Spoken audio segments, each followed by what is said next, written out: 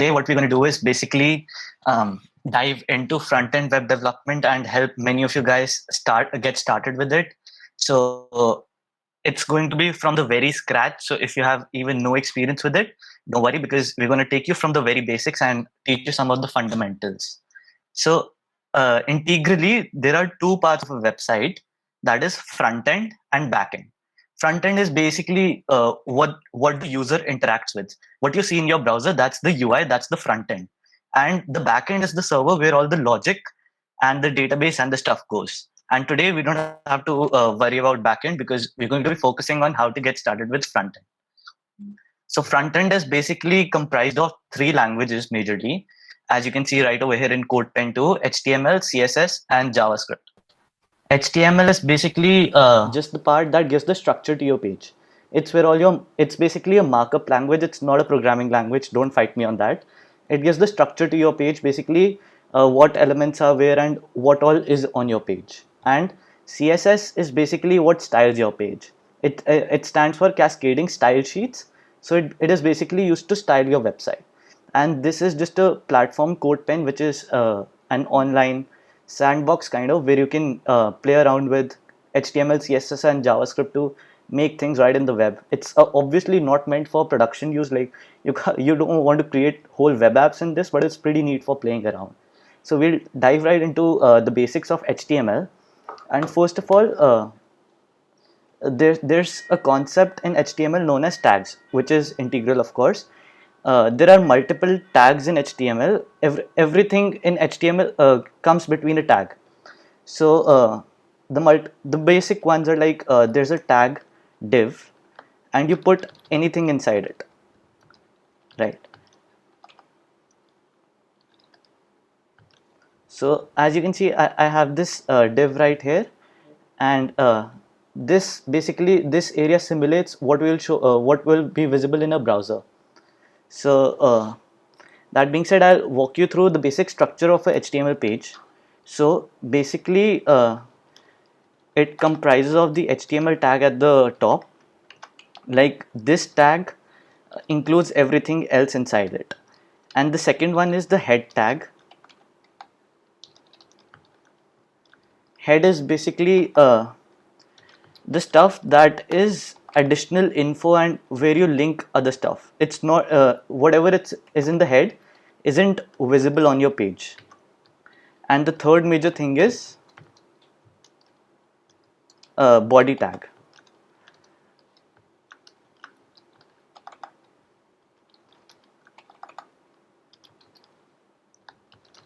So the body tag is special because whatever is inside the body tag, that will be rendered on the browser. Only the contents of the body tag, right?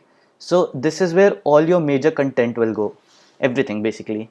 So we don't need to write all this right now, because what CodePen does is it just wants us to write the stuff that we will usually put inside the body tag, and it will basically inject all that all the other markup itself, and all we need to do is write the stuff that we would write in the body tag, and it should show up as a normal markup. So first of all, the few basic tags that we want to look at is div, which I showed you guys before. Div is just like used to represent a division on your page. It can be used to wrap around elements and whatnot. The second one are a few heading tags. So for headings, we use this h1 to h6 tags. So I'll show you right here. This heading text we have wrapped around with h1, so it comes in a much more bold and enlarged size. And so the thing is, we have 6 tags of this sort, h1, and now I change this to h2, and as you can see, automatically the size will shrink down, because h1 is the biggest heading, and then h2, and then h3, yeah, and this will shrink down even more. So like this, we have till h6. h1 is the biggest one, and the h6 is the smallest one. And CodePen has a lot of neat features that can be helpful while development. Like as you can see, these both are closing and opening tags, and the stuff between this is the content that belongs between this tag. So when I edit the tag over here to be another tag, it will automatically edit the closing tag, and I think that's a pretty neat feature. So after div and h, I want to show you guys p tag. P is basically for paragraph, and it's also a tag like used to wrap around text. It's similar to div, but specifically for text. All right, and after that, the next thing that we want to see is there's another. There are many more tags, but first I want to show you guys the a tag. A tag is basically used to link to other web pages. For example, these are basically links. So if I write Instagram over here and give it an href property, so this thing inside the tag, look closely like this, I have written inside the opening and closing brackets of the opening tag, and these are known as attributes. So many tags take different attributes, and a tag especially takes an href attribute, and see this comes in a different way, formatted in a different way, and when I click on it, it should take me to instagram.com, but because we are in CodePen, it doesn't allow linking to external sites, because of course this is a sandbox sort of, so that's why. So I'll just give it a hash value to represent that it's linking nowhere. Yeah, and yeah, so this will link nowhere, but we can see the styling of it because it's in CodePen. It doesn't allow us to link to external sites.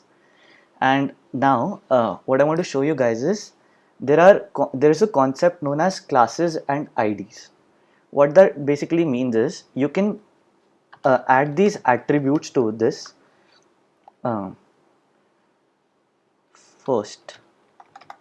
So a class is basically has no use in rendering the HTML, but is basically used to group multiple elements together, as you can think of it. Because if I provide this with a class of first and this with a class of first, it comes into play when we are diving into CSS, because we use the classes. We usually use classes to select the elements and style them. And now moving on to CSS, first thing, like as you can see, this is div tag, then p tag and a tag. So if you want to style this p tag, we want to give this a color of red. So what we can do is just write p color red, and this will update over here to be of color red. So what this basically does is, this is known as a rule set. Like in CSS, this entity is known as a rule set, and this the token that comes before the curly braces is known as the selector. And this selector, just writing p, means that select the tag p select all the p tags on the HTML and give them a color of red. And we can see that is exactly how it works, because if we make another p tag and another p tag, we'll see that it's automatically styled as red. Yeah, it's automatically styled as red because both of them are p tags and we are targeting by p tag. And another way that we target is through classes. So instead of just targeting by p tag, if I write dot first, then so this div that we gave the class of first and this p tag that we gave the class of first, they get read, not the p tag only. So basically that's how classes help us select HTML elements, and you just got to like prefix a dot before the class name, and that's how you select a class. Now similar to classes, there's another selector that we can use, and for that we need to provide a ID element. So this div tag that has a heading, I gave it an ID of head. Alright, so let's see how we can target this element and change its font size in the CSS. So what we can do is, we can write hash and then the ID name, and our ID name is head. Now whatever styles we apply inside this curly braces should target the this div, which basically has a ID of head. So we can make the color as blue. Yeah. So as you see, I targeted it by ID and it changed its color to blue. We can also increase the font size. Basically, just write font hyphen size and 18px, and it automatically increase the size of this heading. So how this works is basically there are multiple ways to represent length in CSS, and length is integral to represent, obviously, because that's how you will define different things on your layout. For example, what do you want the font size to be? 18 pixels, and this is simply nothing else but a length. And there are multiple units of length like EM and rems and whatnot, but in this workshop we are simply going to use pixels to not overcomplicate this thing. So now coming on to how you can represent colors. Some colors are obviously just available, the common colors are available by their name, like I can change this to orange and it turns to orange. So these colors are available just by the name, but there are two other things that I want you to know. First one is RGB. So this is a function inside CSS and it takes three values. First value stands for the red, second value stands for the blue, for the green, and the third value stands for the blue. So basically what this does is, and see this text vanished because we gave it a color of white. So what this does is, it takes three values, red, green and blue, and these can be between 0 to 255, and if all of them are 255, it's the color white, and we can try reducing the blue to 0, and then you see yellow because red and green make up yellow of course.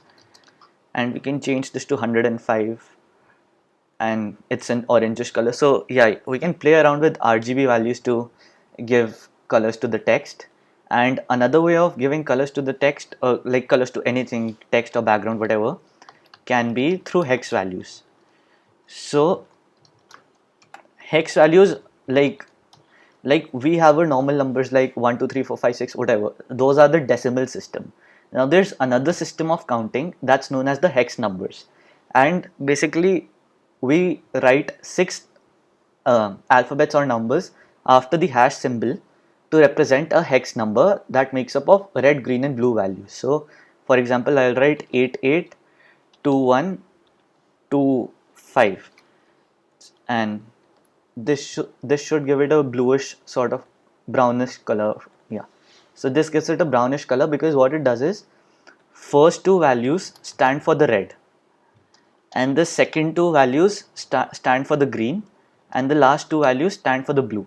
So we're like basically telling it that these are the amount of blues, reds and greens that you want to mix to make this color. And same with red, green, blue, these are just two different ways of like simply saying the same thing in two different ways. So now that we have these basics sorted, if anybody has any questions about these, just drop it in the chat section and we'll get to those questions and move on to the project. If anybody has any difficulty seeing the screen or whatever. Yeah, as Amarnath has mentioned in the comments, the hex system consists of 0 to 9 and A to F. What this basically means is, like, we have 9 digits in a decimal number system, but there are 6 or 16 or 15 numbers in the hex which are 0 to 9. That is basically a normal decimal system, and after 9, A represents 10, B represents 11, C represents 12, D represents 13 and so on until F. Okay, so somebody has asked me to repeat the div tag thing. So div tag is nothing but a way of signifying a division in a page. So like, it's just a way to separate some content into something else. Like, yeah, so like I have a div tag over here and I say another div tag.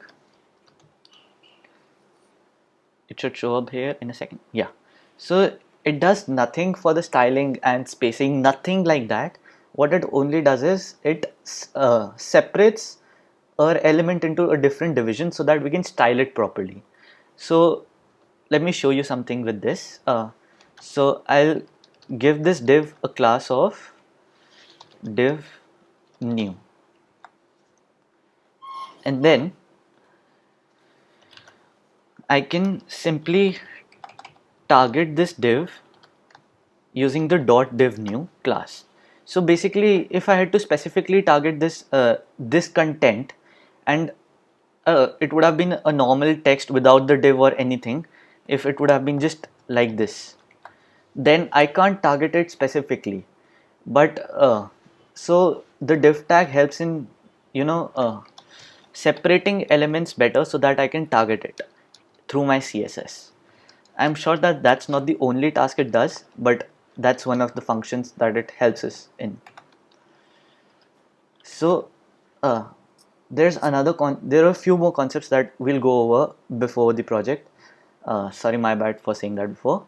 So first of all, we want to see the concept of padding and margin. So margin, if I give this div, I've given this another div tag a class of div new, and I'm going to give it a margin of 10 px. Px just stands for pixels, and you can see that this moved. What it's basically doing is, it's applying space all around the element. And I'll show you one thing. We'll give this a border, 2 pixels solid red. So first of all, breaking down this border thing, what first value is to specify how much width we want for the border, like how thick we want the border to be. Second is the style, and the third is the color. So I gave this a border, and now as you can see, there's some space around this outside the border. But if I give it a padding,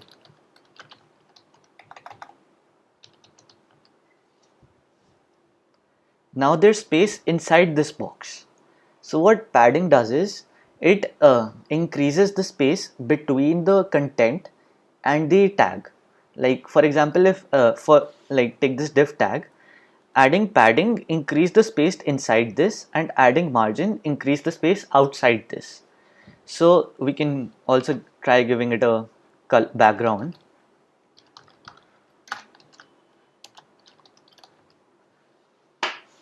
Yeah, so padding just increase the space around it, inside it, and margin increases the space around it.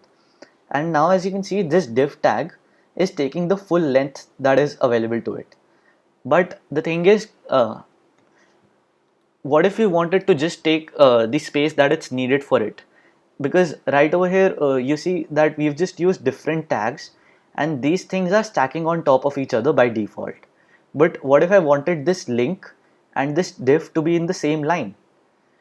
What I can do is, I can give this div a display of inline, and it's now right there along with the link. So what this basically does is, by default, some tags have a display type of block and some have a display type of inline. What block means is, it will simply take up the whole space that is available to it, and what inline means is, it will just take up the space that's needed for the content. So the div tag is by default a block element, p tag is by default a block element, but the a tag by default is a inline element. So we have just two inline, and we chose this div and changed its display to inline. So basically now it shows just beside the link. I hope that's clear. If there's any doubt in the margin and padding thing and the display thing, because just let me know, because these are important things that we're going to use in a project.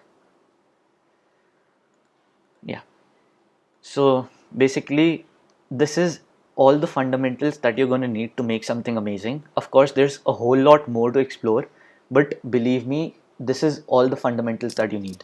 Okay, so someone has requested to show margin and padding again. So now we're going to try that thing with the this div that we have given an ID of head. So I'm going to remove the styling, and increase its font size to 20 pixels. I think I should just remove everything else before to maintain sort of clarity for this. So we only have this div now on a page that has an ID of heading. So now by default we know that div has a type of display of block. So what we can do is, if we have to we can try giving a border to it to see how much space it's taking right now. 2 pixel solid red, and as you can see this is taking up the whole screen, the space available to it. Now if we wanted to increase the margin from the top, if you wanted it to be a little bit more on the bottom, what we can say is margin top 10 pixels, and in just a second this is loading. Okay, sorry, I missed the G in there. Margin top 10 pixels. I don't think that was really visible, the difference. Yeah, so as you can see I gave it a margin top and it bumped it down by 50 pixels. Now if I didn't give it a margin top, it would have increased spacing from all sides, that is top, bottom, left, and right. But so we have these specific properties also. Top will just increase the spacing from the top and nowhere else. Left will increase the margin from the left, and right will increase the margin from the right, and similar with bottom. So this is the margin property that just helps us increase the spacing. There's another thing that you might want to see. If we give this another number 10px, then you see this expands, because this is a shorthand property. Basically 50, the first number is considered for the top and bottom, and the next number is considered for the left and right, and if we give it only one number, it will be considered for all four sides. Now what padding does is, it increases the space inside the box that is containing the element. So if I add a padding of 20px, you see this whole area expands and this gets pushed 20 pixel from the border, and there's more space inside this basically. So margin is to increase the display from the to increase the space from outside of the elements, and padding is to increase the space inside the element. And as I showed, the left, top, bottom, right, and the shorthand property for margin, they're same for the padding also.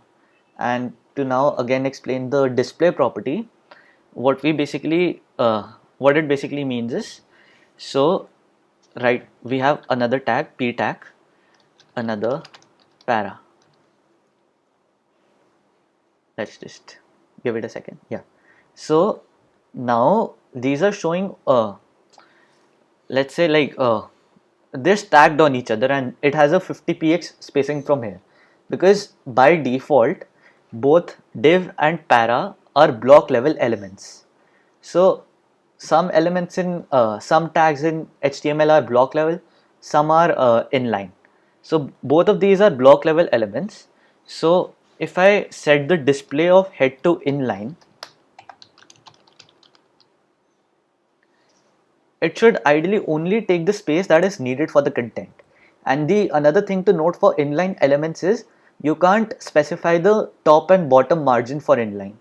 The margin only for the left and right sides can be specified and will take effect for inline elements. And then our paragraph is also a block element, so it's still showing up on the next line. But if we just target this paragraph, we'll just change this to P. Yeah, see its color change. So, and if we change its display to inline, it should just jump up to the first line, because it should take up just the space that is needed for the content, and not the whole space available to it. And again, somebody is asking, why do we need div tag? As I explained, to basically create divisions inside your elements to target them correctly and stuff. That's why you need div tag. And I just want to show you a couple easy tricks in CodePen, basically those are functionality that can help you write code more simply and easily basically help you increase your productivity. So if I want to have a div tag, simply I can write div and then closing div. But simpler than that, I can just write div and hit tab. This CodePen automatically does the completion for us, and this is known as Emmet. It's available in a lot of famous code editors also. And say if we wanted a div with type with the class box, we can say div.box and hit tab. It will make a div for us and give it a class of box. So those are simple features, and again, a lot of times in web development you need to have placeholder text and stuff. So for that, there's a very common paragraph of text known as lorem ipsum, and rather than pasting it in, uh, CodePen also has this amazing feature that you can just write lorem and then specify how many words and hit tab, and it will basically automatically generate the placeholder text for you. Again, it's not just a CodePen specific feature. I think it comes along with Emmet. So I just wanted to show you guys those two things because I'll be using that while we work on the project. So to just give you guys a view on it, we will be building something similar to this, not like 90-95% similar to this, and I want to show you guys this so that we can keep this as reference and build along and break down how do we need to go about things to build this. So first of all, as you can see, usually when you're building a site, you'll take a top down approach. You'll start from the top and see what elements are needed, and you'll start implementing that basically. So the first thing we need is this. This is a header sort of area for our website, right? So there's a special tag inside HTML known as header. Basically, similar to div, this does no functionality at all, nothing at all, but you can use it to better specify in your markup that this thing does this, this thing is this thing is this. This is known as semantic HTML, that instead of only using divs to specify pages of the elements of your website, you can use the semantic HTML tags like header and nav and stuff to specify the pages and the stuff. So basically for the header tag, we are first going to need a heading that's going to be the name. So our project is basically a portfolio sort of for a fictional freelancer, right? So we need first the name and these links in our header.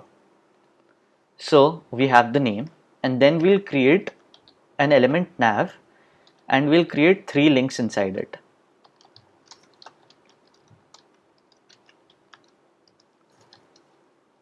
Yeah.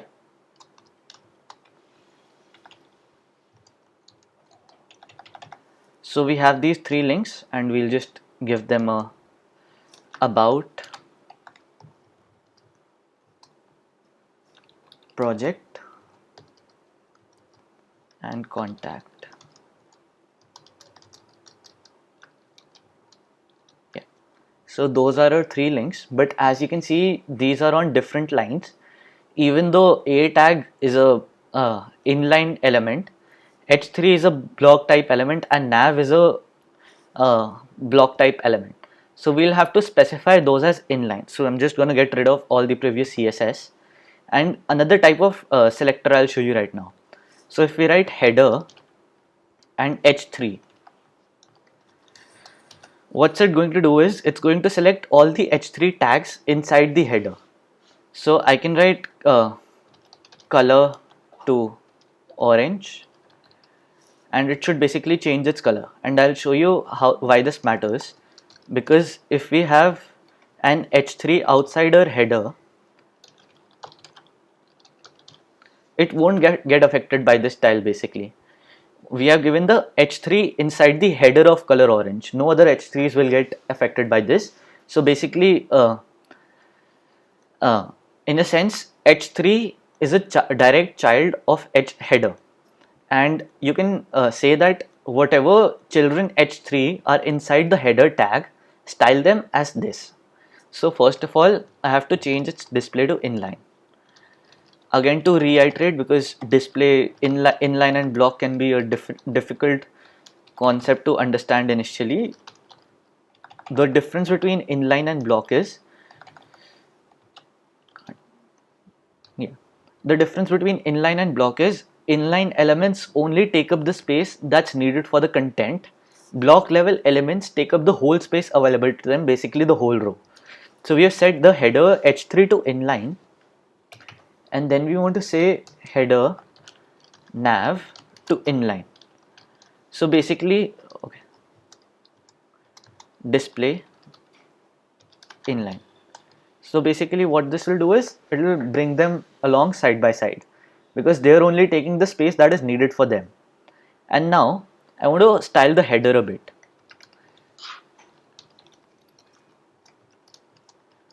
So let's give it a background color, and we'll specify that using RGB. So we'll give it a little red, a little green, and a whole lot of blue. So this should be a light color, a really light color that is predominantly blue. Yeah, as you can see, this is a really light blue color. But if you want to give it a dark header like we have in this project, so our header is basically dark, what we can do is we can specify 20, 20 and 40. Yeah, so this should give it a really darkish color. And then to change the color of the text, we can say color RGBA 220, 220, 240. Yeah, so as you see, the color property can be used to change the text of the color inside the header, and the background property is used to change the background color. But there's another thing that you will notice here, that these links, the color didn't change for them. That's because you've got to specifically target the links and change the color for them, because those are not just text, they are links, and the color property predominantly only changes the color of the text. And yeah, basically that's why. And so we have set header to nav, but these are side by side right now, and the header stretches to the whole row. And as you can see in this project, we have the links to the other side. Now how we do this is, there's another property known as float. I can say float right. So this will push the nav to the right side, because how this works is, right now it wasn't given any float position, so it said float right, it will float to the extreme right that is available in its parent, and so it just shifted to the extreme right of the parent, right? So I think this looks pretty cramped up, so we'll give a little bit of more padding to the header, because as you guys remember, padding is used to increase the space inside the element. I'll give it 16 pixels, and this should increase the space. Alright, and now to specifically target the links, as we targeted the h3 inside the header, what we'll do is we'll say nav a. What this does is it will tag all the a tags inside the nav, and a tags are basically anchor elements which are used to create the links, as I told you before. And interestingly, these can be used for both internal links and external links. CodePen doesn't allow us external links, but what we can do is we can set these links up to jump between different sections inside our website. So we can so right now links by default have this underline below them, right?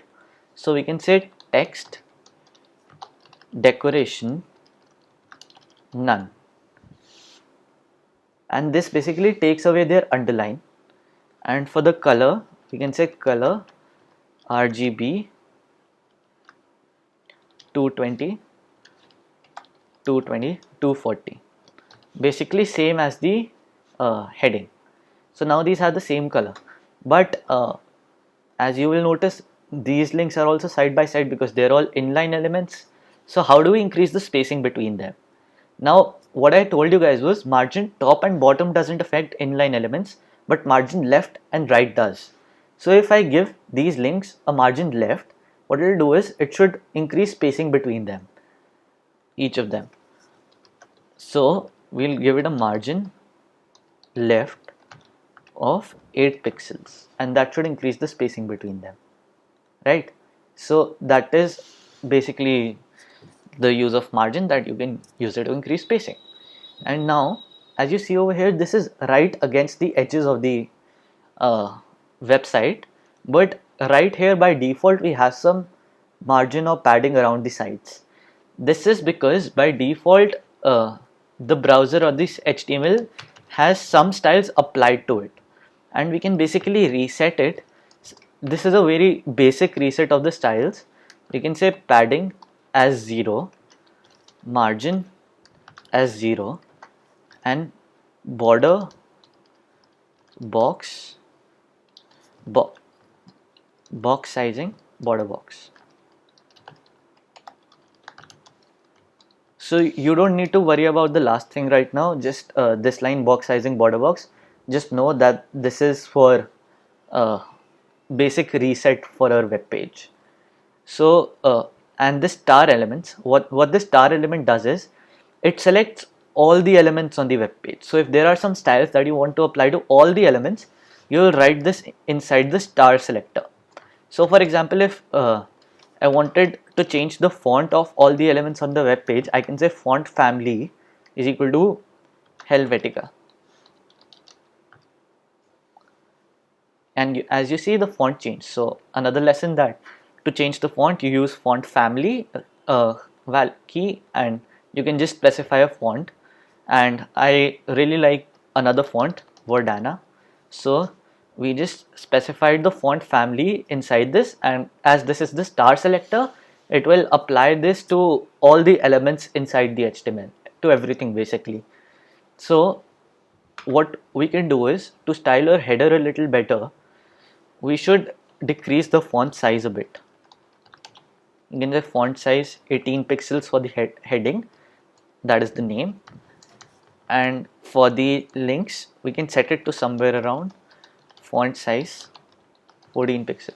So another thing in a website that is really important is uniformity. If you're using the same like 18 pixels for this heading and 14 pixels for the nav links, just try to use as similar values as possible throughout your website. So for all H3s you should be ideally using 18 pixels or some, yeah, similar to that. So now, like this was a header tag, now we have another tag known as main. And this, again, to remind you guys that these header, nav, main, these are basically just similar to div. These are block level elements. They do nothing for the styling or the base styles, anything at all. They're just better practice to use these named elements to better separate your markup. And also this helps in accessibility, because imagine if somebody who's a little visually impaired is using your site, so they'll ideally be using a screen reader, and a screen reader can a lot better parse HTML if you use tags like header, nav, main, than making them all div. So instead of like usually what people used to do was, they will make everything a div and give this a class header and target this by the class. But what's the point of doing that if the functionality is the same? We can just say that it's a header, so that just makes the stuff better, and it's easier for you to even go through your markup and stuff. So this is the main element where all our sections will be. So as you can imagine, there's another tag called section. Again, just a semantic HTML tag. These are known as semantic HTML to better structure your markup. So the first section that we want is, we'll just have the name, and then we'll have a p tag that specifies a tagline sort of something. So yeah, we have this p tag and we have this header h3. So what I'm thinking is, it will look much better if it's centrally aligned. So to target this section, I can give it an ID of hero, because ideally the major section that you see once you land to the website, this section, basically the first thing, basically this is known as hero section. So I'm going to name it as ID hero. So we can target this by ID insider HTML, hashtag hero. And to get this text centered, all we have to do is text align center. Yeah, and this brings your text to the center. But now as you again see that this is just sticking to the top of the nav bar and there's no spacing between it, we can give our hero section a padding, and somewhere around 40 pixels should be good. So yeah, and now it's a little more centered and has some breathing space around it, and we'll give it a background same as the header, that was RGB 20 20 40. I hope the RGB thing is clear to everyone. It's just a way of representing a color, red value, green value, and blue value, because like every color can be made through these primary colors. So we specify the value for these three, and it just calculates what the color value should look like. And we'll give the text a color of RGB 220, 220, 240. So the higher the numbers are, the lighter the text is going to be. The lower the number are, they're going to be that dark, because see, 0 0 0, I'll show you, 0 0 0 make up black.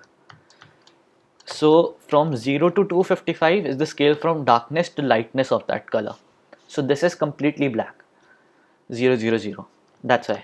And 255 255 255 is basically completely white. So now it has this color. And now what we want to do is, I want to add this image. So to add this image, we'll use a image tag. There's just a tag called img, which you can use to add images. And as this did autocomplete for me, you can see it takes in two attributes mainly. It can have more, but these are the two important ones. One is src and the other one is alt. So src basically represents the address of that image. We'll put in a URL over here, and alt basically means alt text, that if the image is not being displayed, or if you hover over the image, it will display that text in a slight manner. And it's also again good for accessibility, because of course for screen readers it's going to be super easy. And how I got this image was, basically I want to show you guys how simply you can get images for your projects. You can go to Unsplash, and it's basically a site where you can get images for your projects. A lot of photographers that I know use this to upload their work and stuff, and I just search for portrait. Sorry guys, my laptop is lagging a bit with the screen share and stuff.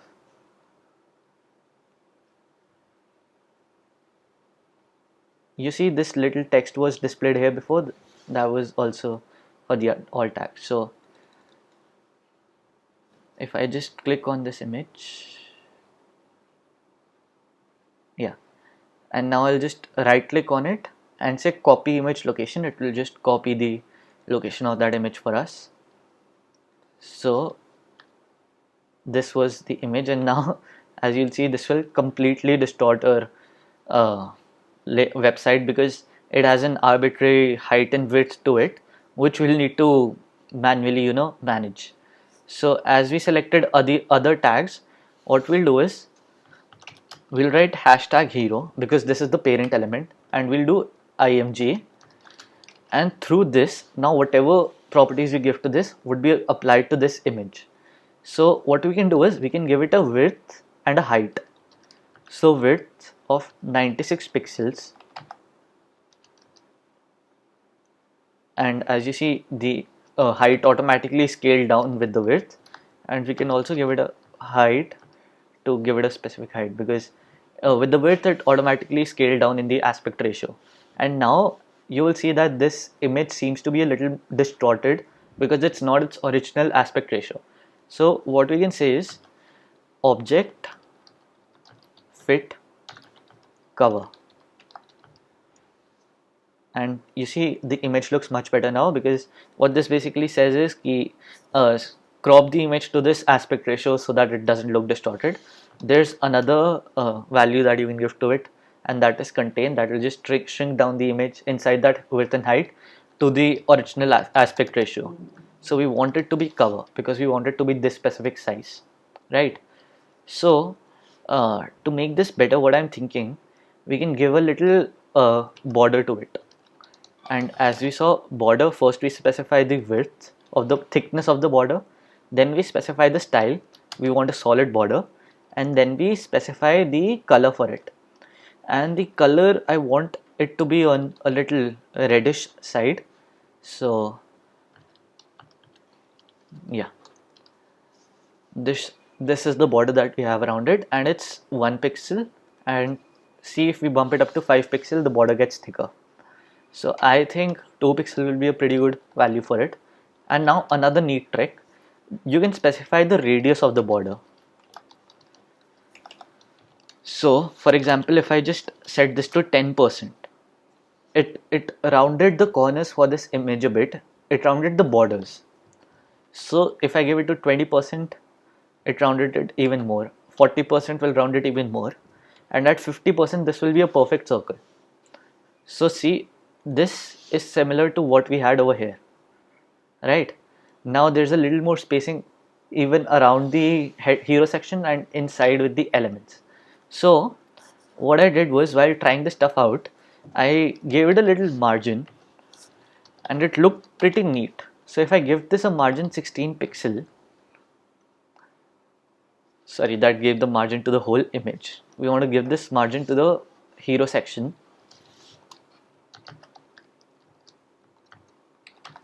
So it looks a bit disjointed and not a part of the header section.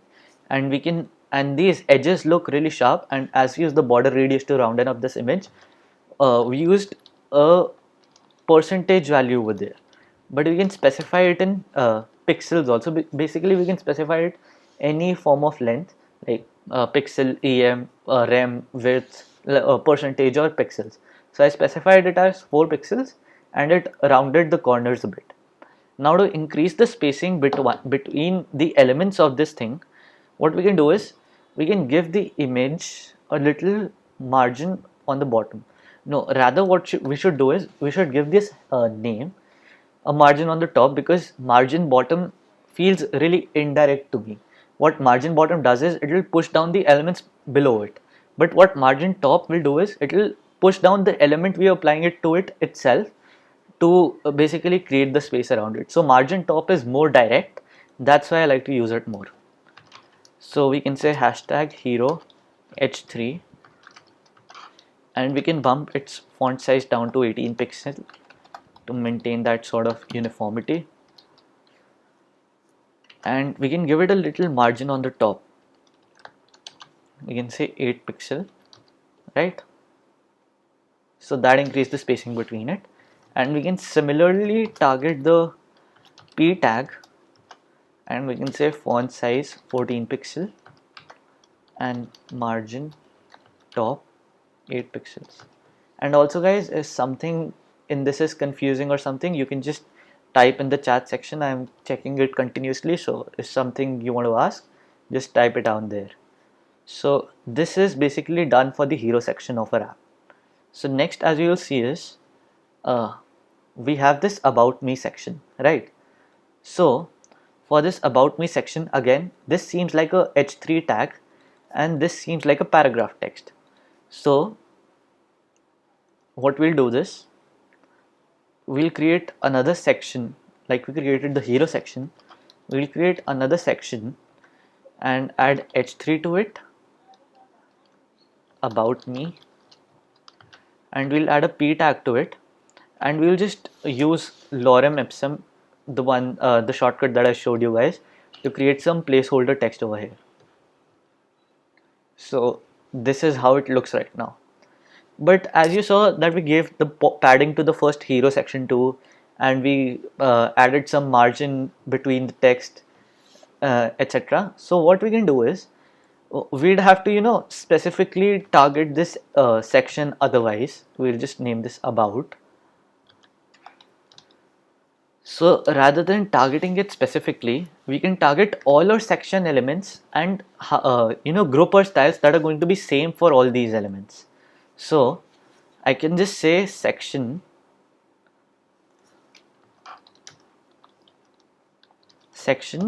and I can say padding 40 px.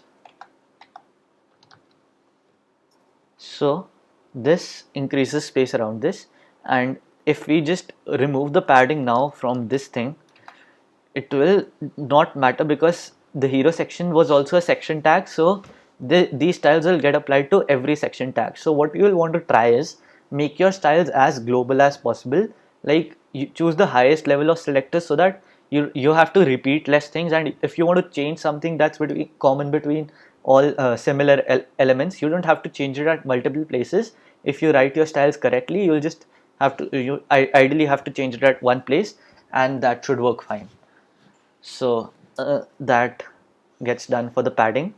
And now as I said, we want to maintain some uniformity and style all our h3s and p's in the whole website in specific sizes. So rather than specifying it everywhere, we can just on the top, like we can add this anywhere, but I like to add more global styles on the top. We can say h3 and font size 18 px, because the styles that are going to be common between a lot of elements, just make it as global as possible. And p tag font size 14 pixels. So that styles are p tag also and h3 also. And what we can do is we can remove this font 18 pixel from here, font size. This needs to still go. Yeah, hero image, hero, we can remove the font size from here as well, and we can remove the font size from here as well.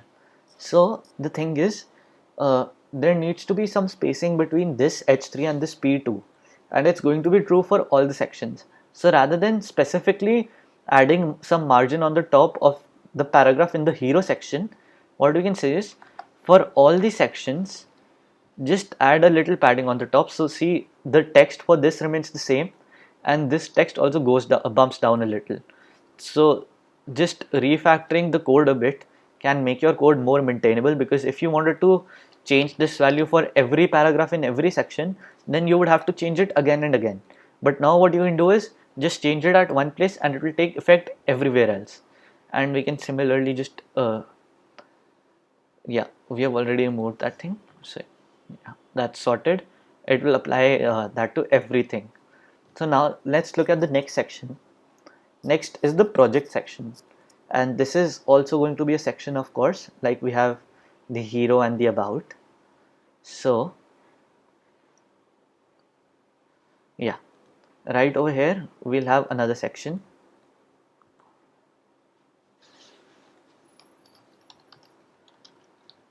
and we'll give it an ID of project. So right now, giving an ID to the styles that we are not styling it may seem a little extra, but you'll see how this plays into later, because it will help us with linking these nav links to inside our elements page. So now for this thing, we'll add a little markup and we'll say h3 projects.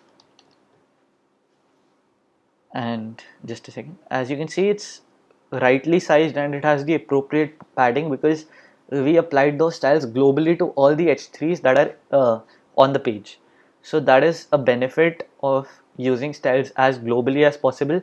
Try to extract out styles and make them target multiple same elements if you want that uniformity. So after that, what we can do is we'll just add a few divs that represent our projects. So and inside this I want to have an h4 that basically says similarly blogging site or something.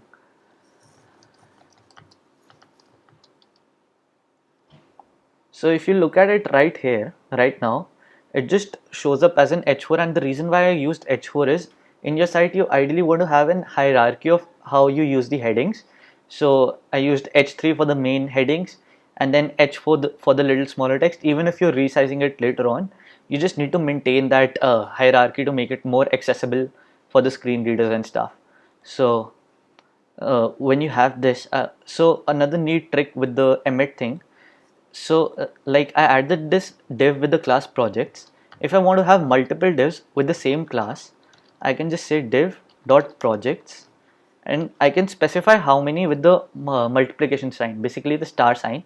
And if I hit tab right here, it will create four divs for me which have the class project. So one will, and each one of them inside it needs to have an h4. So blogging site, sorry I hit caps lock, and then budget app or whatever, like we'll just give 3 for now, that's enough. Cafe website.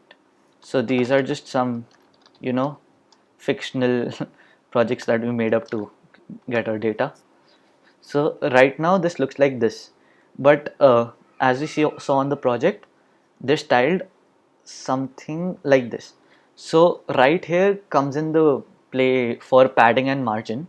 What you can do is, right now if we give this h4, so if we select all the projects,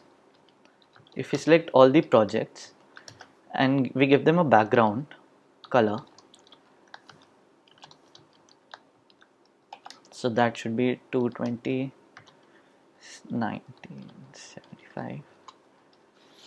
If we give them background color, you can see all these are displayed like this. But then what we can do is we can give them a little bit margin top, so that will separate them a bit, maybe a little more than just 8 pixels. And then to increase the space inside the tag, you can say padding 8 pixel, and then you of course might want to change the color because both of these are dark colors which might not look good, which doesn't look good. 220 220 240, and I hope until now like this RGB stuff is clear to everybody. I know this color doesn't look a little ideal, it should be a little more brighter, but that's all right for now. We can bump this up to 230 maybe. Yeah, and again a little bit rounded corners look pretty neat on this sort of cards. So what we can say is border radius 4 pixel, and that will give it a bit of a rounded corner. So that's it for this. Now that we are done with this much, we can now focus on the last section, second last section, that's the contact section. So what we can do over here is we'll create another section and give it an ID of contact. And then as we did for the other sections, we'll give it a heading of contact me.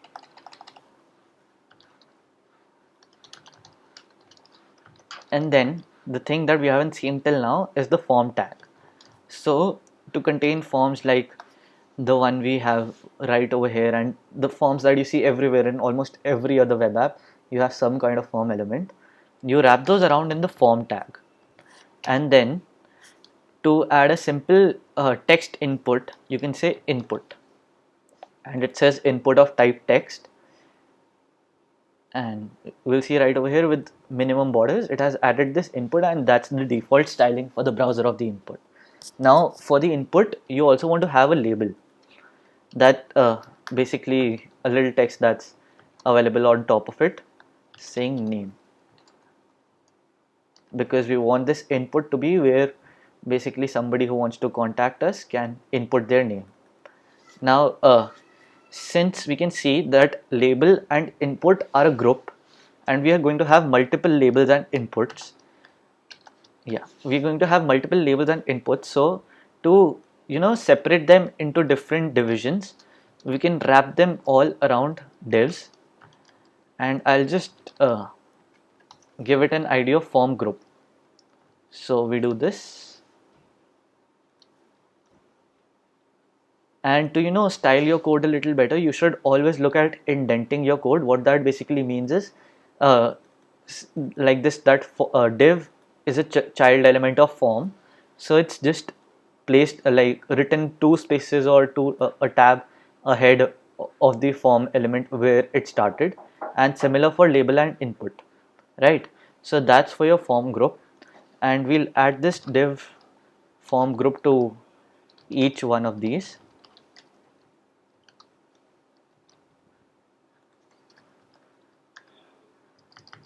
Yeah, we'll add this to each one, so that we can they're gonna come in really helpful to increase the spacing between these elements and stuff.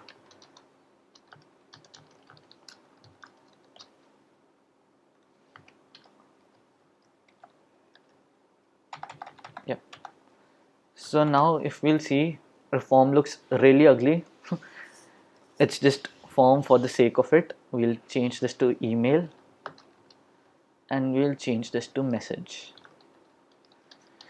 So now let's get on to styling our forms better, now that we have written the markup for it, because this is the approach that you're going to usually take. You're going to write the markup, and then you're going to see what stylings you need, and you're going to write the CSS for it. So for the form, what I'm going to do is just to increase a little more spacing on the top of the form with the contact element, you can say form margin top 10 px. Yep, so that just spaced it out a little.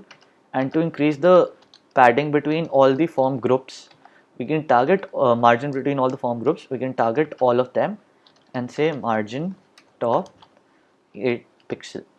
So this will increase the spacing between each of these groups. So now what looks better is that if the labels are on the top of inputs. So as we saw before, when we tried to make this header, what we did was we made block elements to inline so that they appear in one line. But both the input and the label are inline elements. So if we make even one of them as block, it should come in different lines like this. So if we target the label element, and if we change the display to block, just yeah, so now you see they appear in separate lines, and in my opinion label needs to be a little smaller, font size 12 pixels. Yeah, so that looks a little more neater, and we can increase a little more margin between all these elements. Yeah, so now about styling these inputs, because these don't look ideal as it is, we're gonna take these up. We're gonna select all the inputs. So first of all, what we can do is, when you type some text into it, first of all there's no space around it, and the text is also really small. I think it's somewhere around 12 pixels by default, so I can set the font size to be 14 pixels. Cool. So now it's a little bigger. And what you want to do is increase a bit of padding. So 10 pixels top and bottom, 8 pixels left and right. So as I showed before, this is basically just a shorthand property that the first number specifies the padding on top and bottom, and the second number specifies the padding on left and right. So now right now also it looks not ideal, it doesn't look right, so we will just decrease the padding a bit.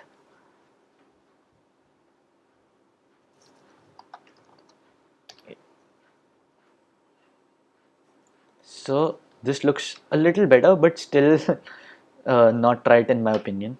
So first of all, I want to give this whole section contact section a background, because we've been like coming from white background for both these sections to increase a little more interest in our website, like make it a little more designed.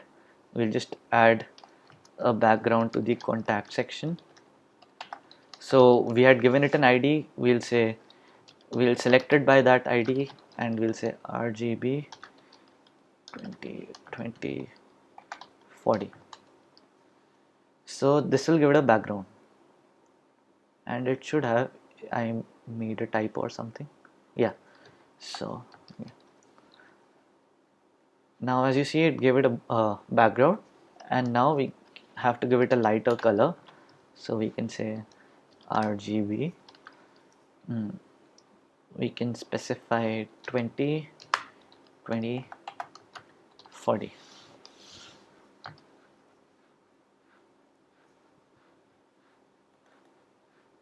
Yeah, that should have ideally given the color. I must have made a simple typo or something. Just give me a second.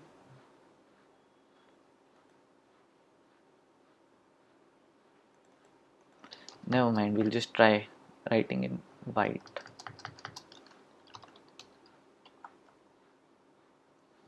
Yeah, so I must have made some simple, yeah. So I made a silly error that I was making it as the same color as the background. It had to be 220, 220 and 240. And as you can see, it just styled the color of the label and stuff correctly. And but we gave this a color, but the form inputs still have a dark color as text, and that is exactly what we want. This is one time that the base styles and the higher specificity is working in our favor, because if you remember, these were A tags which we had to specially select to change their color, but form elements didn't change the color, and that is the default behavior. We'd have to specifically select the input element and change the color inside it to change the color of this text. But right now this is exactly how we want it, so we're not gonna do that. So for the input, now that we have this, we can give it a bit of border radius too, and that should look a little more decent. But there's a very subtle border around it that isn't making it look nice. If I give it a higher border radius, it will be more visible. There's this shiny border around the input tag by default, which we'll get rid of by simply saying border none. And now that border goes away, so the input tag also shrinks down a bit, the spacing. 4 px. Yeah, that looks decent in my opinion. Now to increase the width for these elements, we can just specify a width in the inputs and say it as 100%. So what this basically says is, width 100% says that just take up the space available to it, and the space available to it is the whole form section. So if we go into the form and to see how much space is available to it, and give it a background of orange maybe,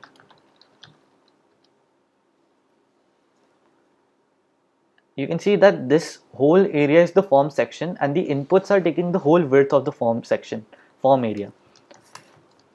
So to size them more appropriately, we can just say width of the form 70%. So it will say that basically the whole form tag, the form element, should take up the 70% of the space available to it, and the input are taking the 100% of the space available to it, which is the form element. So that is how you can more universally, size your elements like this. And let's just get rid of this orange. The last thing that you need in this form is a button to submit. So a button is also there as a tag. We can just say button send, and by default this also has really ugly styling, which we'll get rid of. So yeah, so to target this button, what I'll do is I'll say all the buttons inside the form. Yeah. So first of all, I want to remove the already present default border from it, and that already makes it smaller. And then I'll increase some padding inside it by 8 pixels maybe. Okay, and we'll give it a margin top of 8 pixels, and we'll give it a little more color. So we'll give it a background that we have using this orange, that we've been using this orangish color, reddish orangish color. It was RGB 220, 90 and 75. Yep. So now that it has this color, it should also have a lighter text color, and we'll give it the color that we've been using, RGB 220, 220, 240. Yeah. And we should increase the font size of it because ideally you want the buttons to be a little more visible. So I'll just bump up the font size to 14 pixels. Yep. And again, we've been using the theme of rounded corners throughout the website, like in this hero section and these projects, that they have a little rounded corners, not sharp edges, similar to these inputs. So we can just say border radius 4 pixel. That will just round up its border and make it look more clean, right? So this is done for our contact section. After the contact section, the section that we have is the footer. Now as you've been following along this basically ideology of using semantic tags, so the header was styled with the tag known as a header, and this whole of this area is inside a main section. So there's also a similar tag known as footer, and inside that we'll just put up a link, and we'll say for more resources to learn front end dev, visit this link.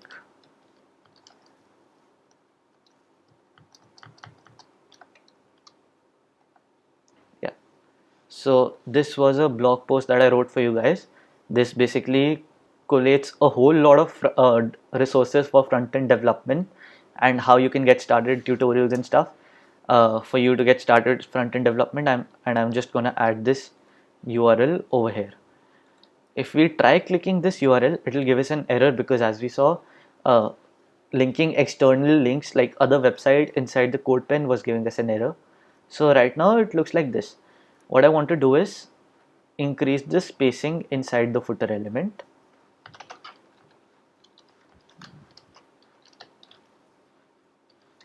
So if I say 40 pixels top and bottom and 10 pixels on the side, it looks much more neater. It has a lot of breathing room. And then I'll set its background to this orangish color, that is 220, 790 and 75.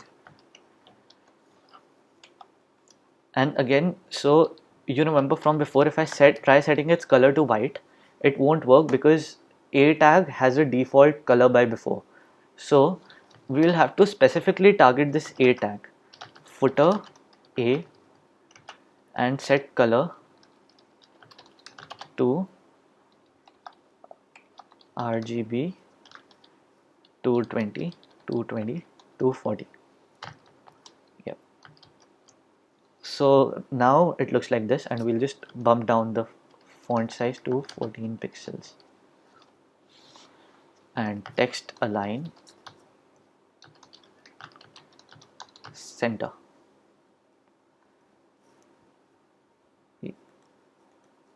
Okay, we will have to put text align center inside the footer because that is where our thing is.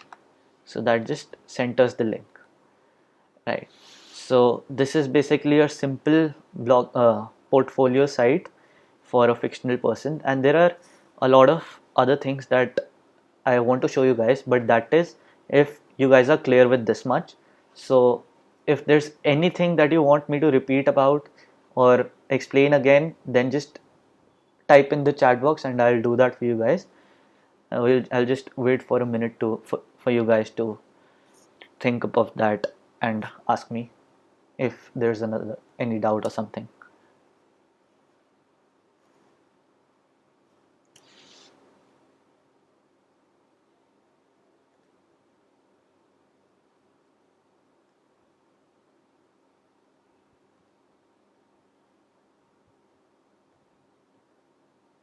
So somebody asked, when you press send there, how does it basically go to the intended person or site? So right now it won't, because there's nothing linked to this form. But ideally you'll use JavaScript, or this form will directly point to some URL where it will get submitted. And yes, it is responsive. It is not ideal, because you might want to show stuff a little differently on the bigger fonts. Like, it doesn't look pretty, but it's responsive. But I like made it with the purpose of this size to just demonstrate you guys. For adding proper responsive, you'll need another two other very important concepts of CSS. Three concepts basically: media queries, flexbox, and grid. Those are all intermediate to advanced concepts, and responsiveness is an advanced concept, so that's why I didn't go into that for now. So somebody asked how to publish the site. So ideally you'll have your files, like it won't be in this code pen. Ideally your website will be in files, that index.html and CSS files. And there's this amazing service, Netlify, that lets you host your site, static sites, for free. So if somebody wants to host their site, you can basically check Netlify out. And also GitHub has a feature known as GitHub Pages, which can let you host your sites.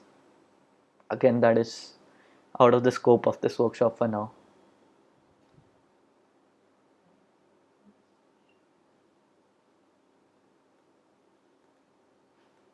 And yeah, of course, if you want to share this code pen, then you can just share this link with anybody you want to, and of course you'll be provided with the link for this code pen after this.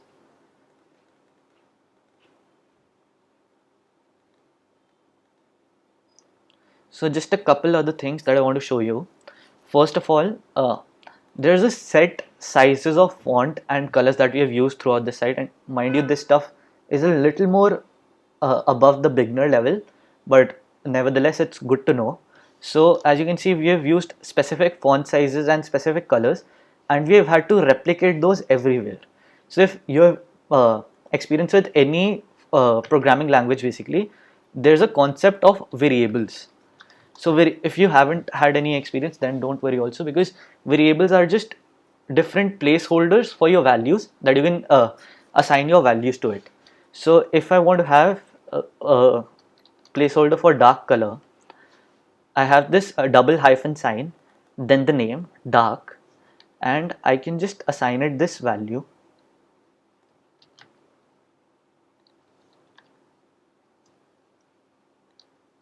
Yeah, I can assign it this value.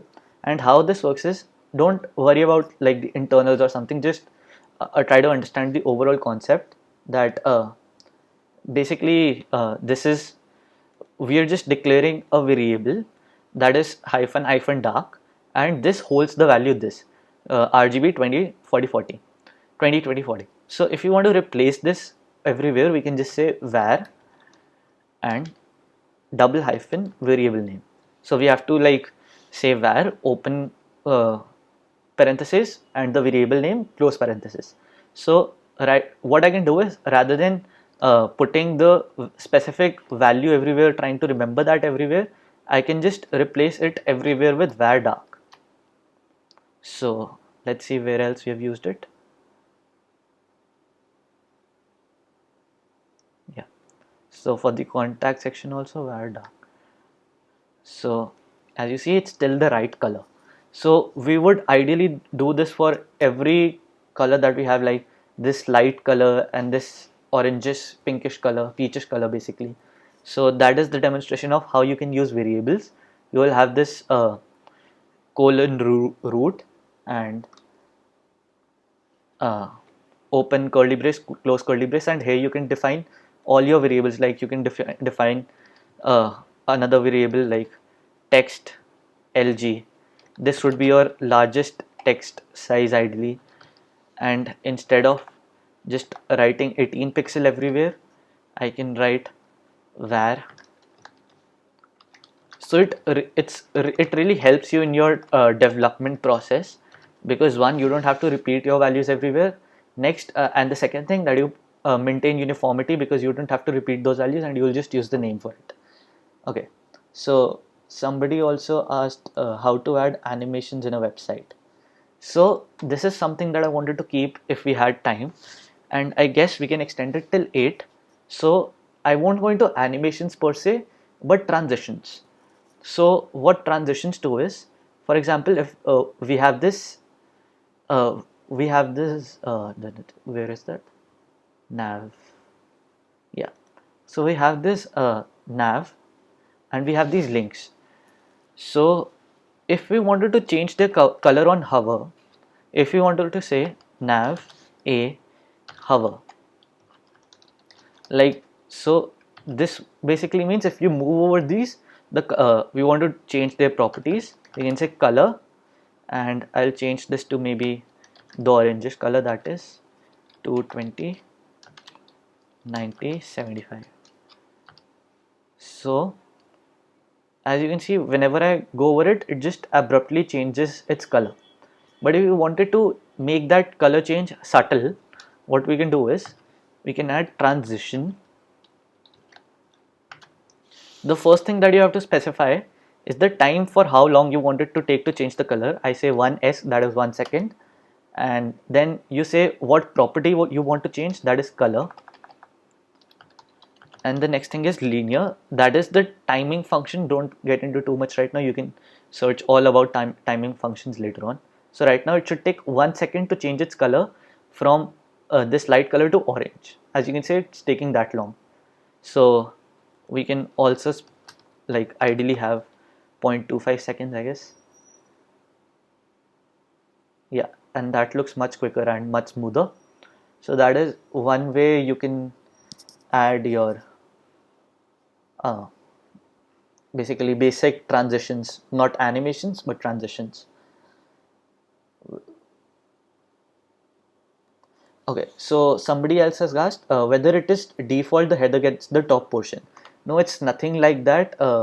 I could have even named this footer and it would have still worked, but it's just because HTML by default gets parsed up from top down. Like this is the general order of the HTML page, that first we have the header, then we have the main section, then we have the footer. We have written it like that. That's why it's getting the top portion. Yeah. So another thing that, two things that I actually forgot was the really important things, that to these input elements you can add a placeholder text. What that basically means is you can add another attribute over here, placeholder, and say example anything. Okay, so what this means is it will show it over here, and when you start typing in, the placeholder text vanishes. So when the user hasn't typed anything, the placeholder will get displayed, and it is really useful for displaying helper text or whatever to the user. Okay, so somebody is asking how to set cookies. That is out of the scope for this workshop, because it is you do that through JavaScript. And another thing that we wanted to do was make sure that these links work internally. So if I click on project, it should take me down to the project section, and right now they're linked to nowhere. So this set, so we just need to say hash.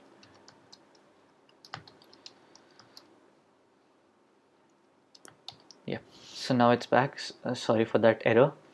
So how we can link internally is, we have given these sections an ID, right? So this project section has an ID, this about section has an ID, the contact section also has an ID. So in the href, rather than mentioning any URL, we can mention the ID of those we can mention the we have to just specify the ID of that section. So if I say for a href hashtag about, and then I click on this, it should just jump us down to the about section. So we can do that for project and hashtag contact.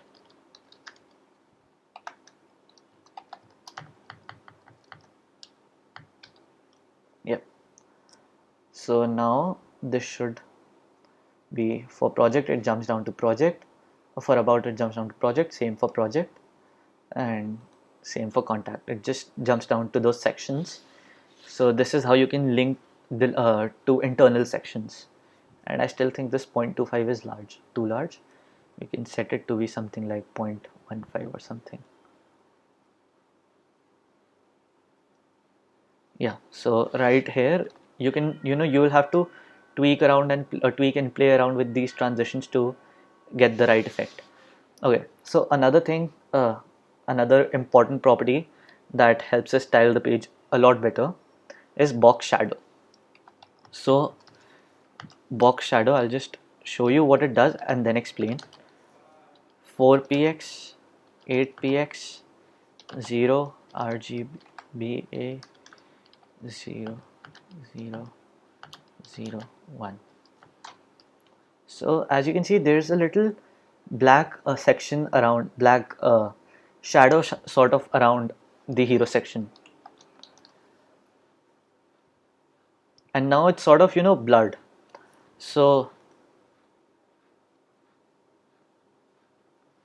what it does is basically, box shadow helps us create a shadow around our elements.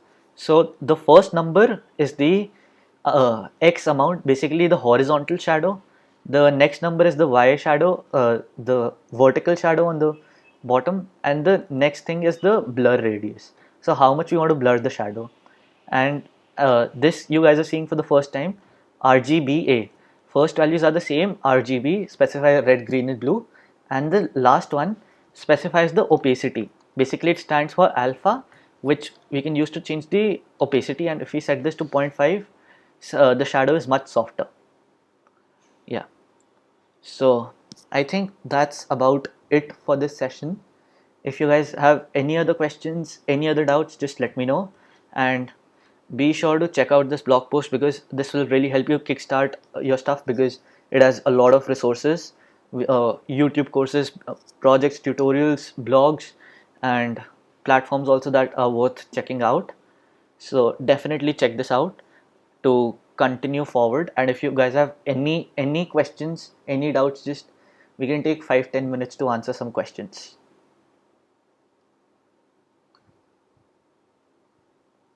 And also, if you guys want to contact me, just drop me a message on Instagram at manan.code.